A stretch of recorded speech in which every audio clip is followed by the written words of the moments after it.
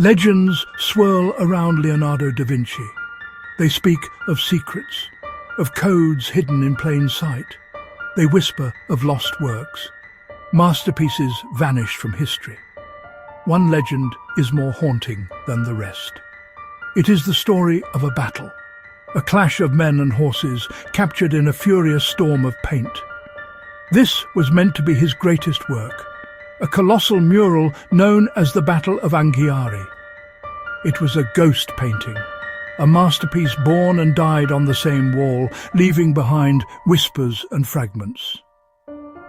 The story begins in Florence. In the autumn of 1503, the Florentine Signoria, the city's governing council, made a monumental decision.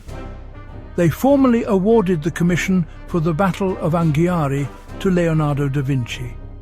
He was 51 years old, already a living legend. The master who had painted The Last Supper in Milan, a scientist, an engineer. The Republic needed a symbol of its strength and resilience. They turned to Leonardo to provide it. The contract was signed. The stage was set. The subject was specific. The Battle of Anghiari, June 29, 1440. A decisive victory.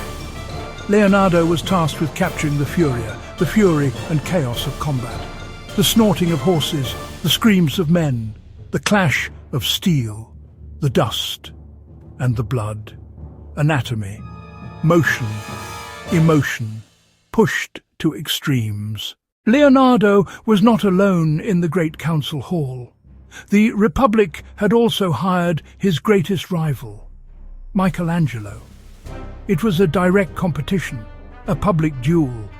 The established, elegant, intellectual Leonardo against the younger, fiercer, sculptural Michelangelo.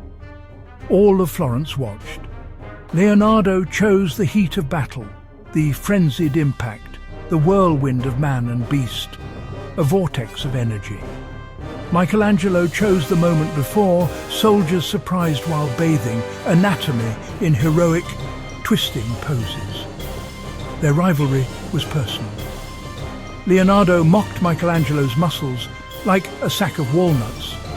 Two philosophies, two colossal egos, one grand stage.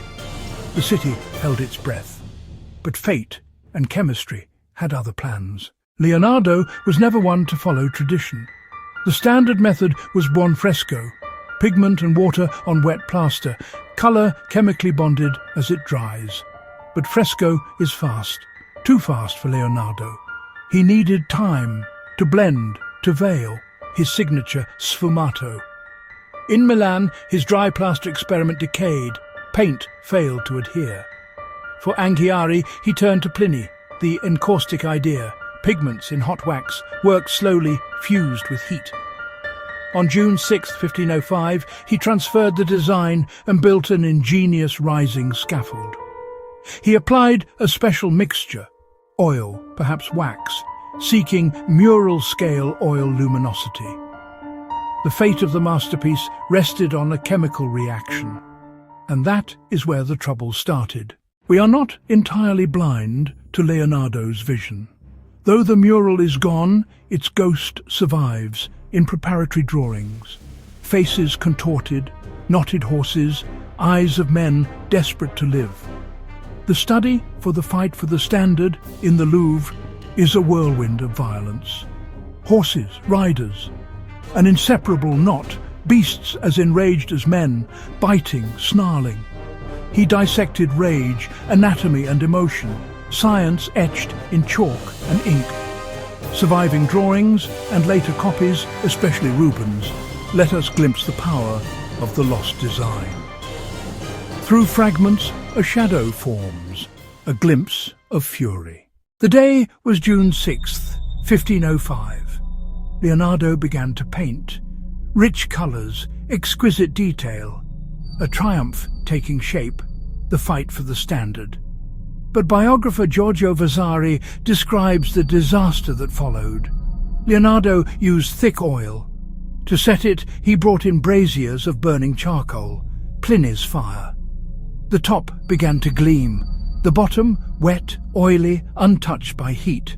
Hot air rose, humid Florence breathed in below. Catastrophe. Pigment softened, ran, dripped down the wall in ruinous streams. The masterpiece melted before its creator, faces, horses, swords dissolving into mud. In 1506, broken, he abandoned the project and left for Milan. A tragic monument to failed ambition remained. Decades passed. Around 1563, Giorgio Vasari enlarged the hall under Cosimo Ferm. Massive new frescoes, victories over Pisa and Siena, covered the room. Vasari revered Leonardo and recorded the failure of Anghiari. Some believe he preserved a fragment, building a new wall with a protective gap. On Vasari's fresco, a tiny green flag reads, "Cerca trova," seek and you shall find. A message, perhaps, pointing to the hidden space behind. The clue launched a modern quest.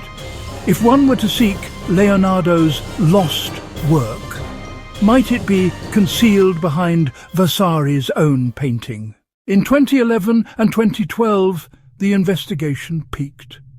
After years of scanning, permission came to drill tiny holes in pre-restored areas.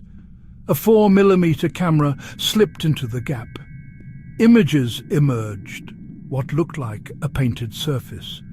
Samples showed a black pigment like Leonardo's, plus beige primer and red lacquer traces. Seracini called it consistent with Leonardo. Critics pushed back. Experts argued the evidence was inconclusive and further drilling too destructive. Today, the debate remains unresolved. The mystery behind Vasari's wall endures. So, what really happened to the Battle of Anghiari? The evidence points not to a hidden treasure, but to a tragic, verifiable failure. In pursuit of innovation, Leonardo flew too close to the sun. Chemistry and physics did not bend. The paint did not dry. It ran. It melted away. The hidden painting legend persists because it is a better story. Cerca trova is theatre, perhaps pointing to something else entirely. Most likely, fragments were scraped or plastered over in 1563. The real secret is what it was, a revolution in depicting war. Its legacy lives in drawings and copies. It echoes in Rubens, in Raphael, in all who learned from his vision of chaos. Do not drill the wall. Go to the museums. Study the drawings. Read the records.